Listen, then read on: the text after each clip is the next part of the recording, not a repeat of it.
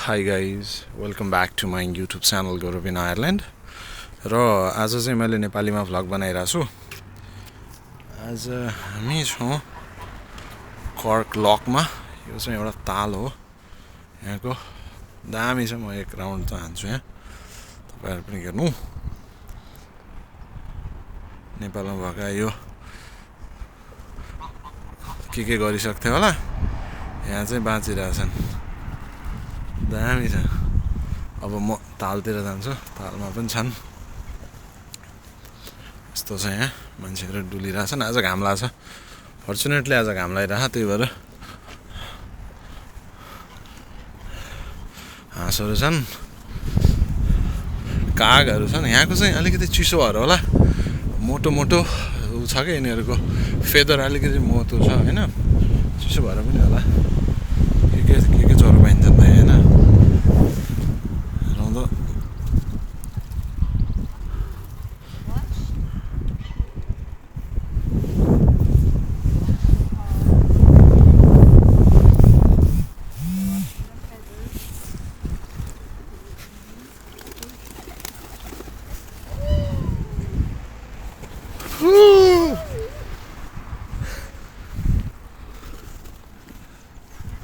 यस्तो छ यहाँ चाहिँ। म चाहिँ यसो चरा परेवा उडाइरहेको थिएँ। यहाँ चाहिँ बत्तक, हिन्दीमा बत्तक भन्छ, नेपालीमा के भन्छ यसलाई? अङ्ग्रेजीमा डक भन्छ, नेपालीमा के भन्छ? हाँस। हाँस डुबिरहन् पानीमा। ताल ठुलो छ, यो ताल बहुत ठुलो ताल छ यहाँ। म एक राउन्ड चाहिँ हान्छु। अब आज चाहिँ यसो घाम लागेको भएर बाहिर निस्किन्छु भनेर बाहिर निस्केको। खास बोर हुन्छ नि त, ल्याबमै मात्रै बसिरहेको नि त। अहिले चाहिँ 10:30 भएको छ। यो मेरो ल्याबबाट लगभग 15 मिनट जस्तोको वाकमा छ। कफी खान निस्केको। यहाँ क्याफेहरू छन्, यहाँ म रेस्टुरेन्टहरू छ, त्यो चाहिँ चाइनिज रेस्टुरेन्ट हो जस्ट अगाडिको। यहाँ कफी खान्छु। कफी खाएको त देखाउँदिनँ होइन, खाएको त के देखाउनु, तर ताल चाहिँ देखाउँछु। म एक राउन्ड हान्छु है त। अब यहाँ मजाले एक राउन्ड हान्छु। यहाँ सुतिरहन् घाममा, मस्त मुख छोपेर सुतिरहन् मजाले। मान्छेहरू आज घाम लागेको भएर होला, धेरै मान्छेहरू छन् तालमा आज। म एक राउन्ड हानेर म यहीँ आउँछु है त। यसो चाहिँ के टाँसे रहेछ, बर्ड फ्लू अवेरनेसको लागि टाँसे रहेछ।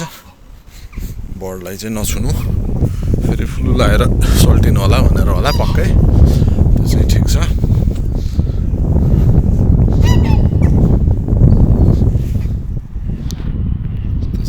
परको चाहिँ बाटो हो त्यो। यो चाहिँ ठ्याक्कै यहाँ पानीमा जान खोजिरहेछ, पानीमा जान रेडी भएर बसेको, क्वाँ क्वाँ गर्दै। सुत्याखान मस्त घाममा आज।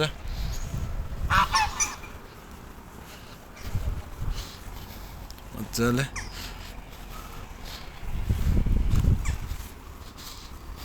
छिटो होइन क्या म फेरि मजा आउँदैन छिटो हिँड्दा।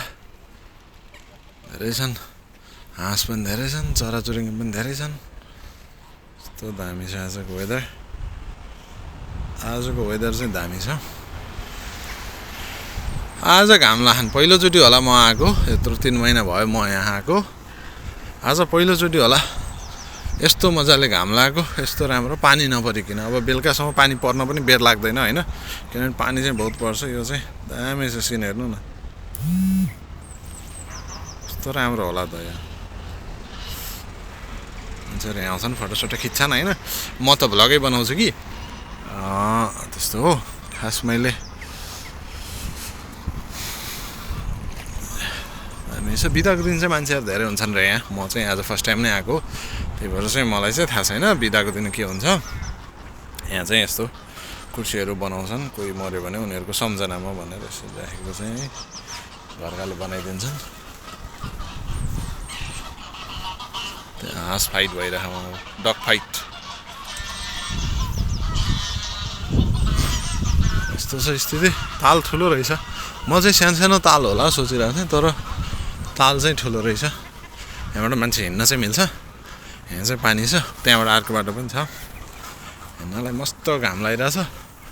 गरिरहेछ नि। यो चाहिँ कर्क युसिसीबाट तपाईँले युसिसीको मेन गेटमा आउनुभयो भने युसिसीबाट लगभग 15 मिनटको वकमा चाहिँ यो ठाउँ आउन सकिन्छ।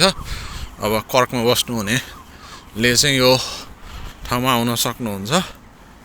अब मैले चाहिँ खास मोबाइलबाट भिडियो बनाइरहेको छु, त्यही भएर धेरै स्टेबल नहोला भिडियो क्वालिटी। साउन्ड चाहिँ अब सकेसम्म ठुलो आओस् भन्ने नै मेरो चाहना हो। अब साउन्ड चाहिँ सानो आइरहेछ भनिराख्नु भएको छ धेरैले। साउन्ड चाहिँ मैले अब आइएम ट्राइङ माई बेस्ट होइन, त्यही भन्छु। यो चाहिँ हो ठुलो छ हो। एक राउन्ड हानेर अनि निस्किनुपर्छ, एक कप कफी खानुपर्छ अनि ब्याक टु वर्क। आज घाम लाग्यो भएर यसो सदुपयोग गरौँ न घामलाई, घाम ताप्दै निस्क्यौँ भनेर हो। अघि मिटिङ थियो, मिटिङ सक्यो अनि अब मिटिङ सकिएपछि त यसो फ्रेस हुनु पऱ्यो नि त भनेर निस्केको हो कि। दामी छ यो भ्यू, दामी छ। अब यहाँ बसेर पनि हेर्न मिल्यो। यसरी बस्यो है, भ्यू हेर्नु चाहिँ दामी देखिन्छ यहाँबाट भ्यू। मान्छेहरू पनि बसिरहेछन्। अझै स्प्रिङ सुरु भइसकेको छैन, स्प्रिङ आउँदैछ। त्यो हुँदाखेरि रुखहरू बन्जाड पुरै पातै नभएको यस्तो देखिरहेछ। टेम्परेचर बढिरहेछ। टेम्परेचर चाहिँ हिजो 14 डिग्री पुगेको थियो, अब आज चाहिँ अझै बढ्छ होला किनभने घाम लागिरहेछ। चिसो कम्पेरिटिभली अलि कम भइसक्यो किनभने अब डिसेम्बरमा त माइनसमै थियो टेम्परेचर। अहिले मार्चसम्म आइपुग्दा जे होस् टेम्परेचर 14 डिग्री सेन्टिग्रेड भइसक्यो। दामी छ क्या, क्लिननेस उस्तै राम्रो छ यहाँको होइन। अब युरोप हो हुनलाई त आयरल्यान्ड होइन, राम्रो छ क्या। पिपुल पनि राम्रो छन् होइन, यहाँको मान्छेहरू पनि धेरै राम्रो छन्। हाम्रो नेपालमा भएको भए त अलिकति भाउ खाने यो गर्ने हुन्थ्यो। सफा हेर्नु न कस्तो मिठो सफा छ क्या, दामी सफा छ नि। नेपालमा यतिको पोखरी बनाएर यतिको विकास गर्ने भन्दा कस्तो राम्रो हुन्थ्यो होला। रानी पोखरी, त्यसपछि हाम्रो चाहिँ कमल पोखरी यस्तो बनाए कति राम्रो हुन्थ्यो होला। हेर्नु त कस्तो राम्रो छ, कस्तो संरक्षण गरेको छ होइन। विभिन्न चराचुरुङ्गी पनि यस्तो राम्रो पोखरी छ। यो त सिटीको बिचमा हो नि त, यता पनि घरै घर छ नि। मान्छेका इन त प्राइभेट हाउस हुन्, सबै प्राइभेट घर हुन्। नेपालमा भएका यहाँ 50वटा होटल खोलिसक्थ्यो होला, त्यसपछि चाहिँ कब्जा गरिसक्थ्यो होला रानी पोखरीमा। के अरे यो पोखरीमा त अनि बिल्डिङ भइसक्थ्यो यहाँ, अपार्टमेन्ट हाउस। तर यहाँ चाहिँ काउन्टीले चाहिँ राम्रै काम गरिरहेछ। ठुलो छ ताल, ठुलो छ पल्लो साइडसम्म छ होइन। यस्तो छ स्थिति। मेरो छाया देखिरहेको छु त्यहाँ घाम लाग्यो भएर। अनि एक राउन्ड हानौँ अनि निस्क्यौँला। यस्तो छ यहाँको एक्ज्याक्ट सिचुएसन चाहिँ होइन। संरक्षण गऱ्यो भने हुन्छ कि यहाँ सफा गर्छ होइन। अहिले त म अझै दिउँसो आएँ, बिहान यो पुरै सफा हुन्छ। यो पातहरू खसेको पनि सफा गर्छन् होइन। अनि त्यसपछि ग्रिनरी उस्तै राम्रो छ। बाटो छ, डेडिकेटेड रोड छ, डेडिकेटेड फुटपाथ छ। अनि यहाँ यो ताल घुम्नलाई बनाइएको फुटपाथ छ, डेडिकेटेड छ नि त, राम्रो बनाएको छ। अब नेपालमा अलिकति गर्न खोज्यो भने पनि उयो ताल। अनि त्यसपछि अनि अर्को एउटा राम्रो लागेको कुरा भनेको चाहिँ डस्टबिन ठाउँमा छ नेपालमा, त्यो चाहिँ गर्नुपर्छ।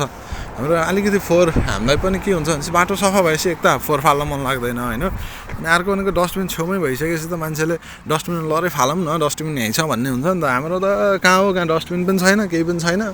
त्यो भएर चाहिँ समस्या चाहिँ त्यो छ।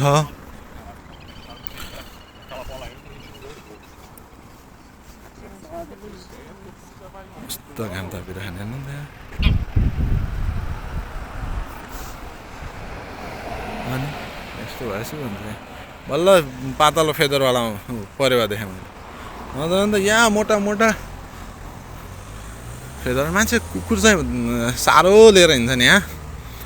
लगभग सबै मान्छेसँग कुकुर चाहिँ पालेकै हुन्छन्। अझ बुढाबुढीहरूले चाहिँ म्याक्सिमम् कुकुर पालेर हुन्छन्। उनीहरूको खास त्यो अब साथी जस्तो भयो नि त। अब एक्लै बस्नुपर्छ किनभने 18 पछि प्राय छोरछोरी बाहिर आफू बस्ने हुन्छन्। त्यही भएर चाहिँ यिनीहरू प्राय एक्लै बसिरहेको हुन्छन्। अनि साथी हुन्छ भनेर दामी दामी दामी कर्तव्य गरिरहेछन् है यहाँ। अनि त्यो भइसकेपछि प्राय एक्लै हुने भएर कुकुर पाल्छन् साथी हुन्छ अब जे भए पनि भनेर कहाँसम्मको यात्रा हो त यिनीहरूको अनि त्यहाँ चाहिँ खेलकुद गर्ने कुरा छ पुरै चिप्लेटी नेपालको जस्तो नेपालमा जिम ओपन जिम छ नि हो त्यस्तो चाहिँ छ यहाँ कस्तो राम्रो छ हेर्नु न ग्रिन उस्तै छ अझ घाम लागेको भएर अझै राम्रो देखिया छ तर राम्रो चाहिँ छ मेन्टेन गरेको छ पानी पनि सफा छ होइन माछा पनि रहेछ हौ पानीमा अनि त्यसपछि अनि चराचुरुङ्गी संरक्षण छ होइन जे पनि हाम्रोमा त के हो फोहोर हुन्छ नि त अब चराचुरुङ्गीले बिस्ट्याएको हुन्छ यो हुन्छ पातहरू खसेको हुन्छ तर पनि सफा गर्छ कि हेर्नु न पुरै कस्तो राम्रो क्यारी बनाएको छ यहाँ पुरै खनेर ट्याक्क सफा गरेर यतापट्टि निस्केको दुबोहरू हटाएर होइन हुनु पर्यो हो हाम्रो देशमा पनि हुनु पर्यो वातावरण बनाउनु पर्यो नयाँ सरकारले गर्नु पर्यो देश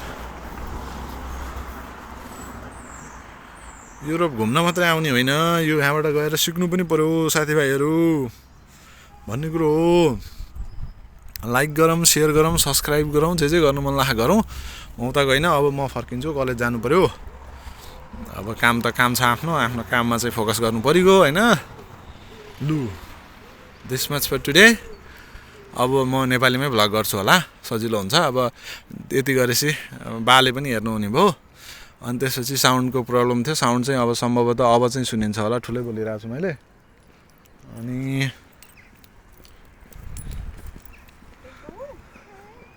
अनि त्यसपछि अब सेयर सब्सक्राइब के गर्न मन लाग्छ गरौँ होइन गरौँ अलिअलि त सब्सक्राइब गरौँ यस्तै छ यतापट्टि चाहिँ घरहरू छ नि यो चाहिँ प्राइभेट हाउसहरू हुन् यस्तो छ म फर्किन्छु अब लु thanks guys for watching like share subscribe गर्न नबिर्स्यौँ अब नेपालीमै बोलौँ भन्ने हो अबको मान्यता किनभने घरकाले पनि हेरुन् बाहिरकाले पनि नेपालीले चाहिँ हेरुन् भन्ने हो अनि अब इङ्ग्लिसमा पनि म बनाउँछु नबनाउनु चाहिँ होइन किनभने त्यसले चाहिँ अलिकति कन्फिडेन्ट लेभल हाई गराउँछ कि बोल्न अलिकति सकिँदो रहेछ रमाइलो हुन्छ त्यही भएर हो ल है त अहिलेलाई यति